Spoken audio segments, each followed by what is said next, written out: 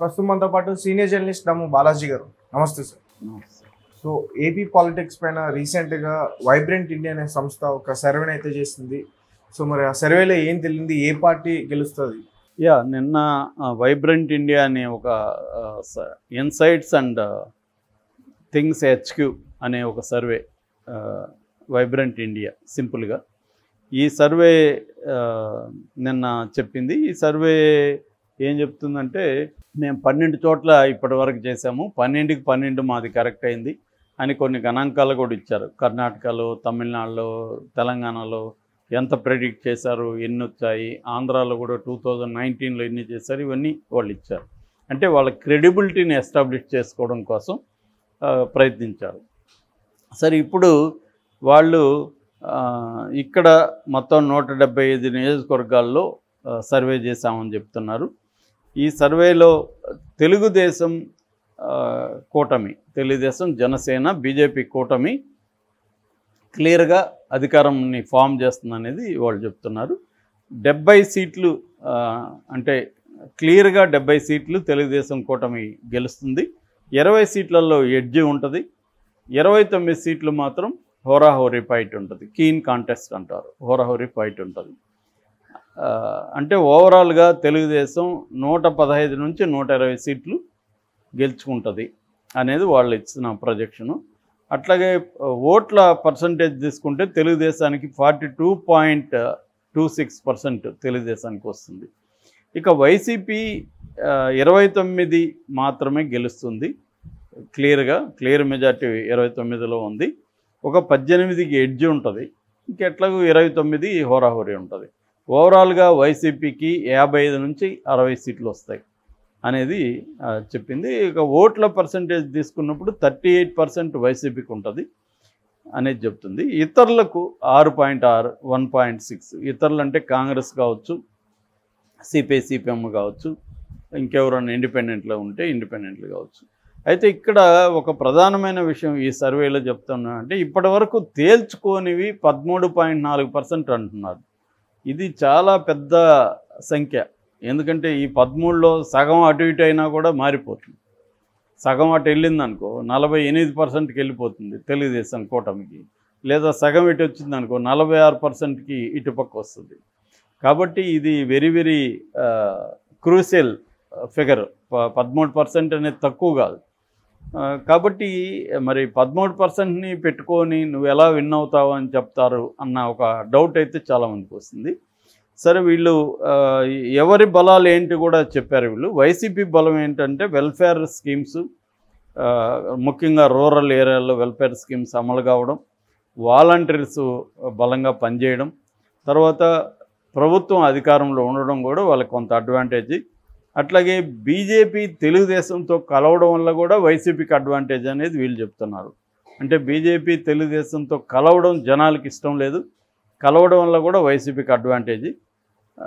అట్లాగే టీడీపీలో చాలా చోట్ల అంతఃకలహాలు కూడా ఉన్నాయి, అది కూడా వైసీపీకి ఉపయోగపడుతుంది. ఎందుకంటే టీడీపీలో దాదాపు 31 నియోజకవర్గాల్లో టికెట్లు టీడీపీ వాళ్ళకి ఇవ్వలేదు. అట్లాగే మిగతా చోట్ల కూడా చంద్రబాబు ఏం చేశాడంటే డబ్బున్న వాళ్ళకే ఇచ్చాడు, అక్కడ లోకల్గా పోరాడుతున్న వాళ్ళకి లేదు. ఇప్పుడు అనంతపురం ఉంది, గుత్తి ఉంది. ఎగ్జాంపుల్కి చెప్తున్నా, అనంతపురంలో ప్రభాకర్ చౌదరికి కూడా ప్రసాద్కి ఇచ్చాడు, దగ్గుపాటి ప్రసాద్కి. గుత్తిలో గుమ్మం జయరామ్కి ఇచ్చాడు. సో ఇలా అక్కడ ఇక్కడ తిరుగుబాట్లు వస్తున్నాయి. ఇట్లా రాష్ట్రం అంతా కూడా తెలుగుదేశంలో చాలా లోకల్ స్థాయిలో విపరీతంగా తిరుగుబాట్లు జరుగుతున్నాయి. సో ఇది కూడా వైసీపీకి కలిసి వచ్చే అంశం అనేది ఈ సర్వే చెప్పింది. ఇక టీడీపీ కూటమికి ఏవేవి కలిసి వచ్చే అంశాలంటే యాంటీ ఇన్కంబెన్సీ. అంటే ఒక ప్రభుత్వం అధికారంలో ఉన్నప్పుడు అన్ని వర్గాలని సాటిస్ఫై చేయడం అనేది ఏ ప్రభుత్వం కూడా చేయలేదు. యాంటీ ఇన్కంబెన్సీ అంటే ప్రభుత్వ వ్యతిరేకత అనేది ఖచ్చితంగా ఉంటుంది. అది తెలుగుదేశం కూటమికి ఉపయోగపడుతుంది. రెండోది, గవర్నమెంట్ ఎంప్లాయీస్లో వైసీపీకి వ్యతిరేక భావాలు ఉన్నాయి, వైసీపీ పట్ల వ్యతిరేకత ఉంది, అది కూడా తెలుగుదేశం కూటమికి ఉపయోగపడుతుంది. అట్లాగే లిక్కరు వల్ల కూడా ఈ తాగే వాళ్ళందరికీ కూడా ఈ ప్రభుత్వాన్ని మనం దించేయాలి, నెక్స్ట్ వస్తే ఆల్రెడీ చంద్రబాబు నాణ్యమైన ధరకి సరసమైన ధరకి మంచి మద్యం ఇస్తానని హామీలు ఇస్తున్నాడు. సో అందువల్ల లిక్కర్ల ప్రియులు కూడా యాంటీగా ఉన్నారు. అట్లాగే జాబ్స్లో ఫెయిల్ అయ్యారు జగన్. జాబ్స్ క్యాలెండర్ అనౌన్స్ చేశారు కానీ చేయలేదు. అంటే అందరూ విమర్శించేది ఏమంటే జగన్ కూడా ఏం చెప్తున్నాడు, 98% హామీలు మేము అమలు చేస్తామంటున్నాడు. ఆ 2% ఏమంటే ఒకటి జాబ్ క్యాలెండరు, రెండోదేమో సారా నిషేధం, మద్యపాన నిషేధం కూడా చేయలేకపోయాడు. చేయలేకపోగా అది చీప్ లిక్కర్ పిచ్చి పిచ్చి బ్రాండ్స్తో ఇవ్వడం, అది దానివల్ల ఆరోగ్యాలు పాడవడం, తాగలేకపోవడం, ఇటువంటి ఇబ్బందులు వచ్చాయి. కాకపోతే దానివల్ల ప్రభుత్వానికి నికరంగా ఆదాయం వచ్చింది ఇంతకుముందు కంటే కూడా. అట్లాగే క్యాపిటల్ సిటీ లేకపోవడం, 3 రాజధానులు అన్నాడు కానీ అదేమి తేల్చలేకపోవడం. అఫ్సెల్గా అయితే ఇప్పటికీ అమరావతి రాజధాని కానీ అమరావతి మీద ఏం ఫోకస్ లేకుండా పోయింది. ఇప్పటికి కూడా కన్ఫ్యూజన్ అయితే ఉంది. ఇక వైఎస్ఆర్ ఫ్యామిలీలో గొడవలు, అంటే సునీత కానీ షర్మిల కానీ వీళ్ళు బయటికి రావడం, దీనివల్ల కూడా కొంత ఇబ్బంది అయింది. అట్లాగే వివేకానంద రెడ్డి హత్య ఎపిసోడ్ కూడా మళ్ళీ రావడం, సినిమా ఒకటి బయటికి రావడం, వివేక సినిమా, దీనివల్ల అంతా కూడా వివేకాన్ని జగనే చంపించాడనేది జనం ఎక్కువ మంది నమ్ముతున్నారు. దానివల్ల కూడా కొంత నెగిటివిటీ ఉంది. అది తెలుగుదేశానికి ఉపయోగపడుతుంది.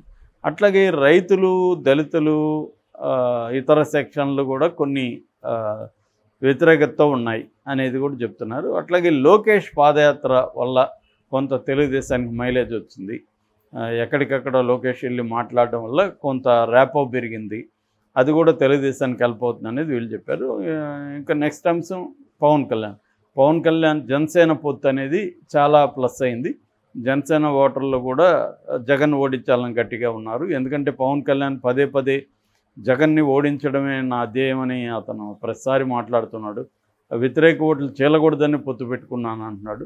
అందువల్ల ఎప్పటి నుంచో గ్రౌండ్ ప్రిపేర్ చేయడం వల్ల జన సైనికులు ఓట్లు తెలుగుదేశానికి పడే అవకాశం ఉంది. అంటే కూటమిలో ఓటర్ ట్రాన్స్ఫర్ అనేది ఈ రెండింటి మధ్య ఇబ్బందిగా లేదు అనేది ఈ సర్వే చెప్తుంది. సో ఓవరాల్గా ఈ సర్వేని నమ్మచ్చా అంటే ఏ సర్వేని కూడా ఇప్పుడు నమ్మలేము. ఎందుకంటే ఇంకా మేనిఫెస్టోలు అనౌన్స్ చేయలేదు, ఇంకా టైం ఉంది, 40 రోజులు టైం ఉంది. ఇద్దరు మేనిఫెస్టోలు అనౌన్స్ చేయలేదు, ఇంకా జనంలోకి ఫుల్ ఫ్లెడ్జ్డ్గా అందరూ వెళ్ళలేదు. మొన్ననే జగన్ స్టార్ట్ అయ్యాడు, పవన్ కళ్యాణ్ నిన్న స్టార్ట్ అయ్యాడు. ఒక చంద్రబాబు మాత్రం ఎప్పటి నుంచో తిరుగుతున్నాడు.